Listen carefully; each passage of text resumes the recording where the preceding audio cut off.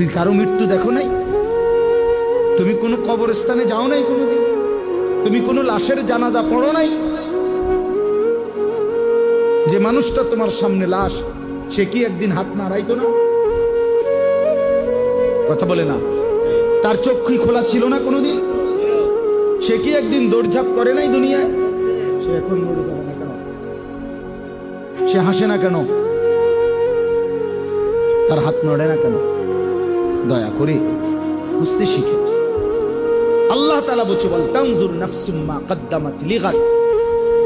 আমার বান্দা, খেয়াল করো আগামীকাল কিয়ামতের জন্য তুমি আজকের দুনিয়া থেকে কি পাঠাচ্ছ। এটাই তোমার আখিরাতের পুঁজি সংগ্রহের জায়গা।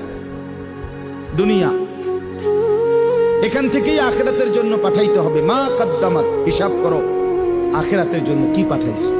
ওয়াত্তাকুল্লাহ। এরপরে আল্লাহ আবার বলতেছেন, বান্দা আবারও বলছি, কথাটা ফেলে দিও না, আমাকেই ভয় করো, গুনাহ ছাড়ো, নেক আমলে অভ্যস্ত হও। ইন্নাল্লাহা খাবীরুম বিমা তা'মালুন। এরপরে আল্লাহ বলেন, শোনো বান্দা ঈমানদার, তোমাকে বলছি আমি কিন্তু তোমরা যা করছো তার পূর্ণ খবর রাখছি। এক বিন্দু আমার থেকে আড়াল করতে পারবা না। এমনকি হৃদয়ের ভিতরের যেই কথাগুলো খোদার কসম কোরআনে আছে, আল্লাহ তাআলা বলে